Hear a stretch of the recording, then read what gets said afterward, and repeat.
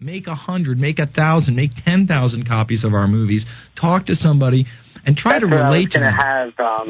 While I'm out there, I was going to have a stand of multiple stuff that I've gotten through the web, and I'm just going to leave it out there. I'm going to burn them on my own time and stuff like that. No charge or anything like that. Just take them, flyers, things like that.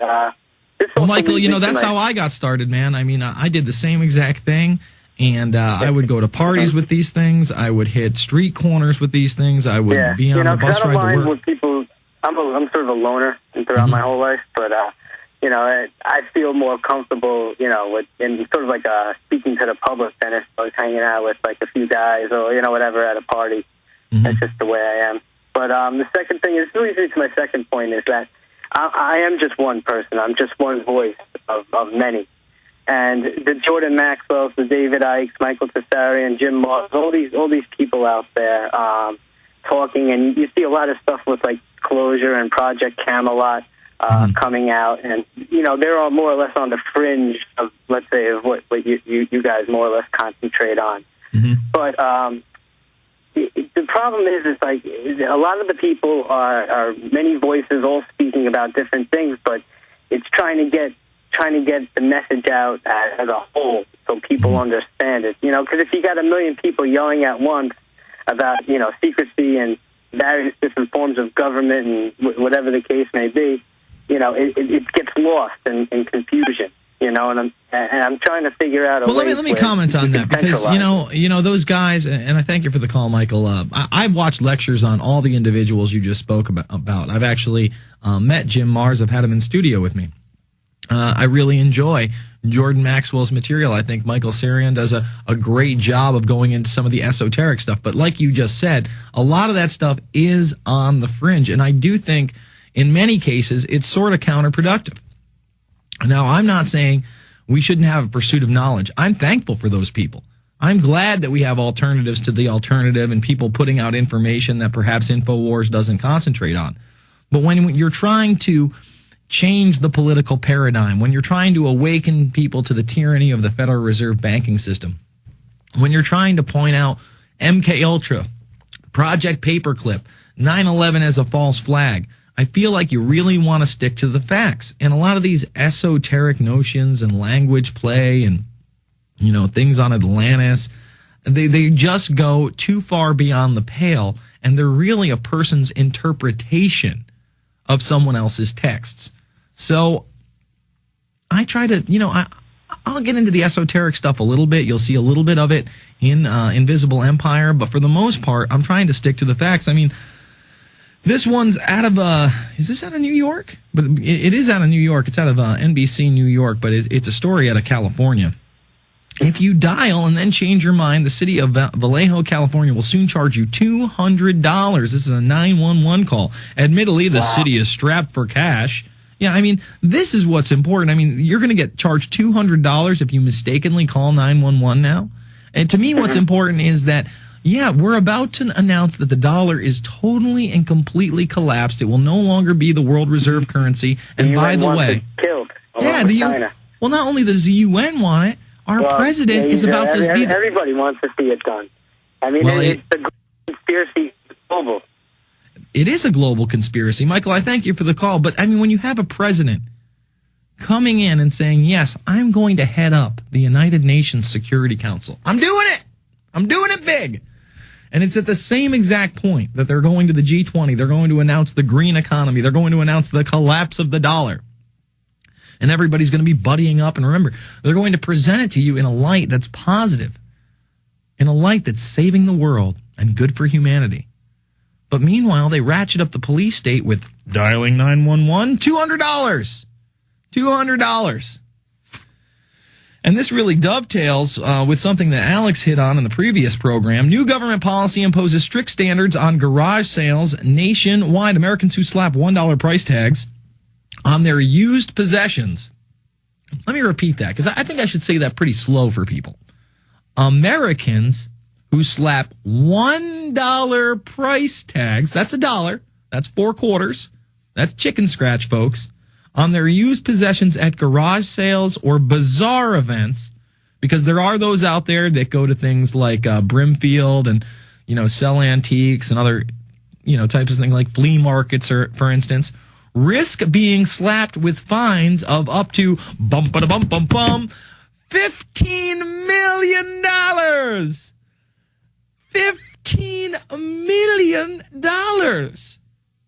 Now, it's under my assumption that if you're selling something that you used to own for $1, if you're doing that, you don't have $15 million, because if you did, you wouldn't be having a garage sale.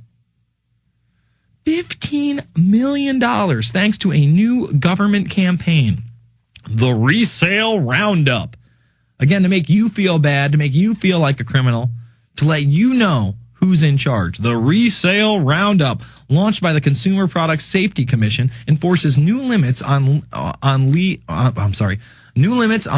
in children's products and makes it illegal to sell any items that don't meet those limits or have been recalled for any other reason.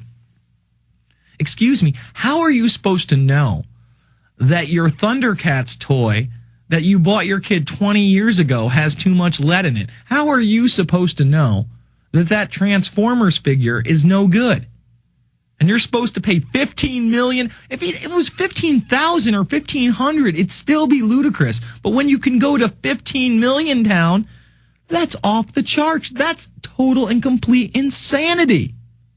The strict standards were set in 2008 Consumer Product Safety Improvement Act after a series of high-profile recalls of Chinese-made toys. The standards were originally interpreted to apply only to new products, which makes sense. But now the CPSC says they apply to used items as well. Those who resell recalled children's products are not only breaking the law, they are putting children's lives at risk. I mean, really? I'm reselling a G.I. Joe and I'm putting a child at risk? I'm reselling somebody my Hulk Hogan action figure and I'm putting a child at risk?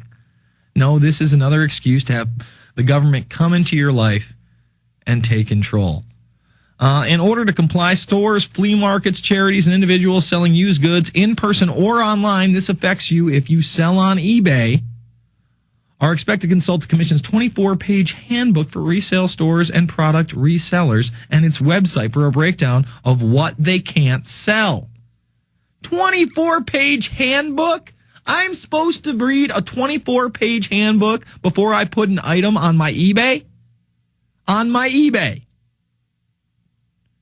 Unbelievable. Violators caught selling anything on the enormous list face fines up to $100,000 per infraction and up to $15 million for a related series of infractions. CPSC spokesman Scott Wolfson says the fines are intended for large companies with serious infractions. CPSC is an agency that has used its penalty powers over the 30-year history against companies. CPSC is not seeking to pursue penalties against individuals hosting a garage sale or yard sale. We are encouraging them to make the right steps to not resell recalled products. But encouraging them to take the right steps means you're a criminal, and yes, we can fine you like a company. We just want to let you know. It's very mafioso. It's very cartel-like. But what do we expect in a culture that breeds greed and ignorance? Well, the scum go to the top, they rise right up there, and then they take advantage of the little guy. They just snap at him and just, gotcha again, gotcha some more. Because you don't like to pay attention. You don't like to get involved in your local government. You don't like to get involved in your state government. You don't like to get involved in federal policy. Because that's too much work. You're just sitting home right now watching the Emmys because 30 Rock is so awesome. And I can relate to all my coworkers and friends and family members because we can talk about TV shows and sports. And that's what our relationships are based on. Not love, not humanity, not activities outside of those things like television and sports. But that's how we base our relationships today. It really is like, hey man, I really like that Yankees cap. All right, I like it too. And I'm guilty to some extent as well. I fall for this consumerist culture. But at the same time, I warned people about this months ago, and now it's happening. I mean, $15 million? $15 $15 million if you've got a dollar price tag on a toy that had lead in it. Give me a break. I can't stand it. We're going to continue to take your calls. 888-201-2244 is the number. Chris in California. Chris, you're on the line. Hey, how's it going, Jason? Good, man. I was listening to your show, and you're talking about all these fines and stuff. And, I'm a new listener. I've only been onto this stuff for a little while, but I've come across a lot of really interesting information, and it's all there. If you read our Constitution, it's all there, Jason. Mm-hmm. And one of the funny things I've come across is that our government, according to our Constitution, is only permitted to receive payment or pay in gold bullion and precious metals. That is correct. So now I don't have all the information here, and I'm sorry, I'm a little nervous. This is my first time ever calling into a radio station show.